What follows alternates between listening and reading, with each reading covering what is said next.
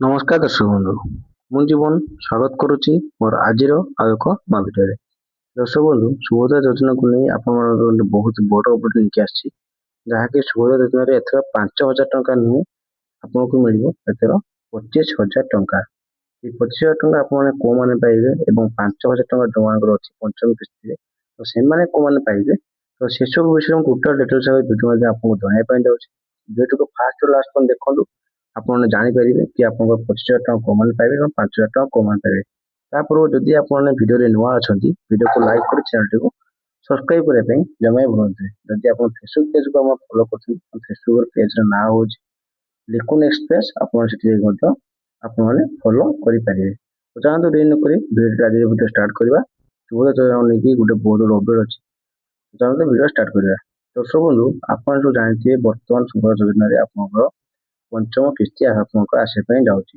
এই ପଞ୍ଚମ କିସ୍ତି ଆପଣଙ୍କର ଆସିବା ପାଇଁ ଯାଉଛି, ଯାହାକି 5,000 ଟଙ୍କା ଲେଖା ଆସିବା ପାଇଁ ଯାଉଛି। এই 5,000 ଟଙ୍କା କୋଉମାନେ ପାଇବେ ନା ଯୋଉମାନେ 4ଟି ଯାକ କିସ୍ତି ଅଲରେଡି ପାଇସାରିଛନ୍ତି ଏବଂ ପଞ୍ଚମ କିସ୍ତି ଅପେକ୍ଷା କରୁଛନ୍ତି, ସେମାନେ 5,000 ଟଙ୍କା ପାଇବେ। ଆପଣ ସବୁ ଜାଣିଛନ୍ତି ସୁଭଦ୍ରା ଯୋଜନାରେ ଆପଣମାନଙ୍କର ସରକାର ଆପଣମାନଙ୍କୁ ବର୍ଷକୁ 2ଟି କିସ୍ତି ଟଙ୍କା ଦେଇଥାନ୍ତି। ଗୋଟେ ହେଉଛି ଆପଣଙ୍କ ମହିଳା ଦିବସରେ ଏବଂ ଆଉ ଗୋଟେ ହେଉଛି ଆପଣଙ୍କର ରାକ୍ଷୀ ପୂର୍ଣ୍ଣିମାରେ। ତ এই ରାକ୍ଷୀ ପୂର୍ଣ୍ଣିମା ଓ ମହିଳା ଦିବସ ଦିନ ଆପଣଙ୍କୁ 2ଟା କିସ୍ତି ଟଙ୍କା ଦିଅନ୍ତି, ଯୋଉଟାକି ଆପଣଙ୍କର 5,000 କରିକି ଆପଣଙ୍କର 2ଟି କିସ୍ତି ଟଙ୍କା ଦେଇଥାନ୍ତି, ଯାହାକି ବର୍ଷକୁ ଆପଣଙ୍କ 10,000 ଟଙ୍କା ରହିଛି।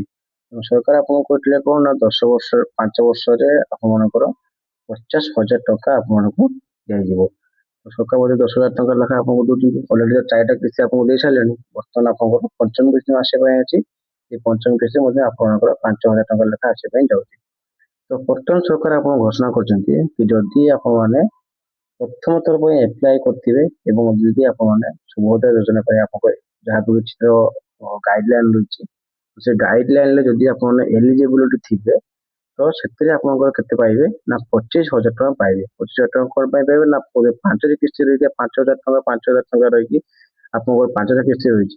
ସେ 5,000 ଟଙ୍କା କରିକି ଆପଣମାନେ 25,000 ଟଙ୍କା ଆପଣମାନେ ପାଇବା ପାଇଁ ଚାହୁଁଛନ୍ତି, ଯାହାକି ସରକାରଙ୍କ ତରଫରୁ ଗୋଟେ ବହୁତ ବଡ଼ ଗୋଟେ ଘୋଷଣା କରାଯାଇଛି।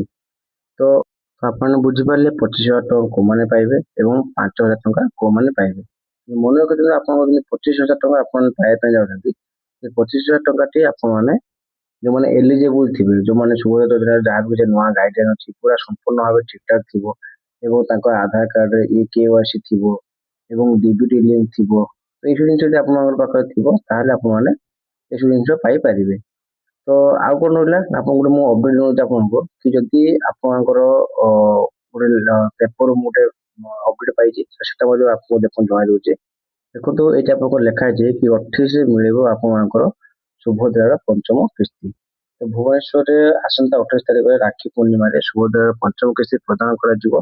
ନୟାଗଡ଼ରେ ଏକ ରାଜ୍ୟସ୍ତରୀୟ ସମାରୋହରେ ଏହା କିସ୍ତି ପ୍ରଦାନ କରାଯିବ।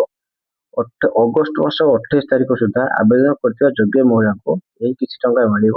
ଏବେ ପୂର୍ବରୁ କୌଣସି କାରଣରୁ ସୁଭଦ୍ରା ଯୋଜନାରୁ ବାଦ ପଡ଼ିଥିବା ବ୍ୟକ୍ତି କିଛି ଯୋଗ୍ୟ ହିତାଧିକାରୀଙ୍କୁ ଏକକାଳୀନ 5ଟି କିସ୍ତିରେ ମଧ୍ୟ ଟଙ୍କା ପ୍ରଦାନ କରାଯିବ ବୋଲି ଉପମୁଖ୍ୟମନ୍ତ୍ରୀ ପ୍ରଭାତୀ ପରିଡ଼ା କହିଛନ୍ତି।